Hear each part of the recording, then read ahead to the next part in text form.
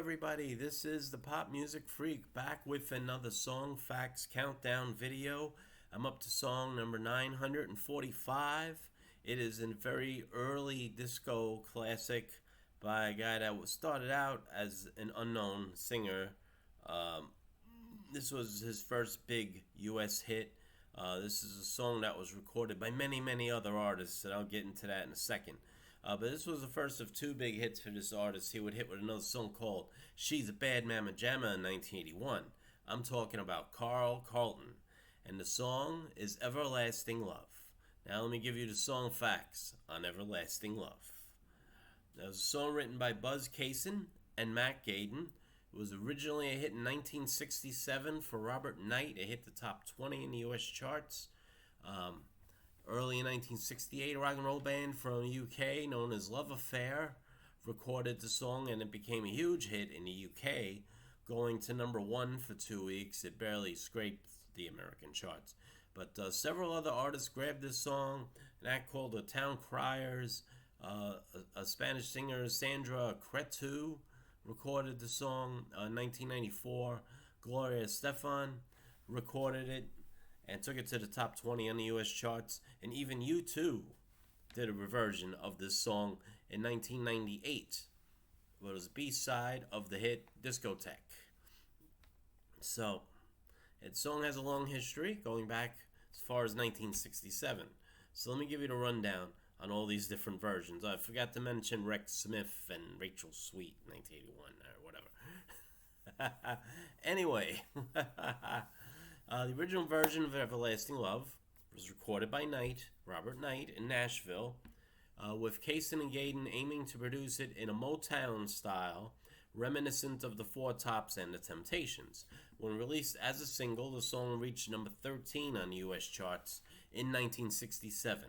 Subsequently, the song has reached the U.S. top 40 three times, the highest peak by Carl Carlton, the version that I like, peaked at number 6 in 1974, with more moderate success by the duo Rex Smith and Rachel Sweet, which hit number 32 in 1981, and the Gloria Estefan version actually only hit number 27 in 1995. In the UK, Everlasting Love was covered by The Love Affair, with a standout vocal performance by Steve Ellis. It achieved number one status January of 1968. That version eclipsed the Robert Knight original, it stalled at number 40 in the UK, although the latter was reissued in 1974 after the Carl Carlton hit in the US and reached number 19 in the UK.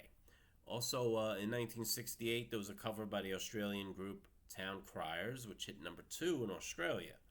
Rex Smith and Rachel Sweet's 1981 version reached number 35 in the UK, and the Gloria Estefan version hit number 19 in 1995 in the UK. So, Everlasting Love is one of two songs to become a Billboard Hot 100 Top 40 hit in the 60s, 70s, 80s, and 90s, the other being The Way You Do the Things You Do, which the biggest hit version was by The Temptations. The only song to become a UK Top 40 hit in the 60s, 70s, 80s, 90s, and 2000s. So, it has a long history. It has been remade. It's been done in several different styles, and more of a rock style, more of a country style, and even an early disco version by Carl Carlton.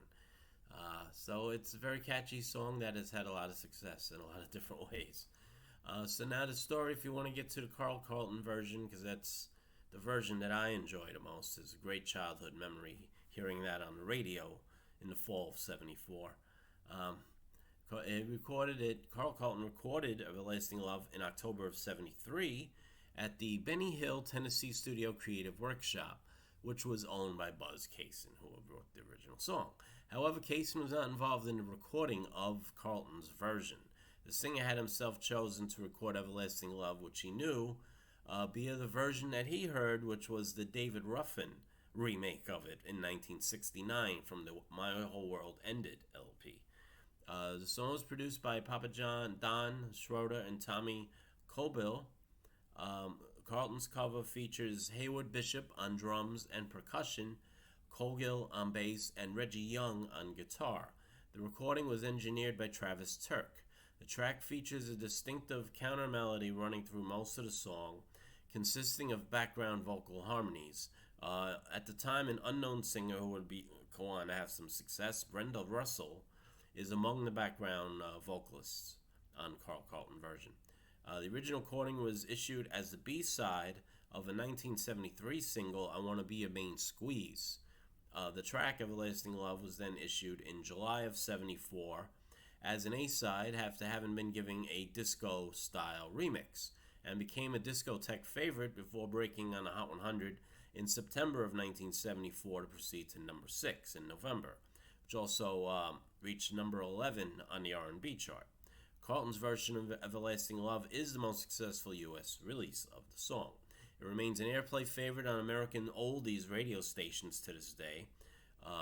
According to Broadcast Music Incorporated, BMI, the 1974 Carl Carlton version has been played more than 4 million times, one of the earliest pop hits to cross over from disco airplay. Carlton's Everlasting Love is a staple of disco compilations, including the second installment of the Pure Disco CD compilation series, which I think I owned at some point earlier on in my DJ days. So just to give you a rundown on the charts, an easy listening chart and the adult contemporary chart, same thing, same name. Hit number 15 on that chart. As I mentioned, it hit number 11 on the R&B chart and number 6 on pop. In Canada, it reached number 19 on the pop chart and number 11 on the adult contemporary chart. So that's pretty much the rundown, the song facts of Carl Carlton's Everlasting Love. I am going to post a link in the description to see the video.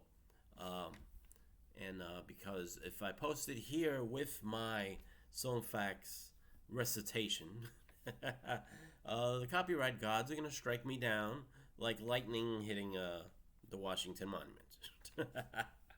So that's that. So hopefully you like my song facts. You like to know more about the songs than maybe what you already know. And there's always information that's dug up. Certain artists involved. Brenda Russell, I didn't know she was involved in singing background on this song. But there's a lot of those cases. You're going to have people who were successful at one point in time that were background vocalists on other hits before it. The big example, Whitney Houston sang on a lot of stuff. A lot of early disco songs that you may not be aware of. But we'll go through that as we go through my 1,000 list. All right? So I hope you enjoyed this. Please share. Please subscribe to the channel if you haven't already. All right? And I wish you a wonderful day. Peace and love.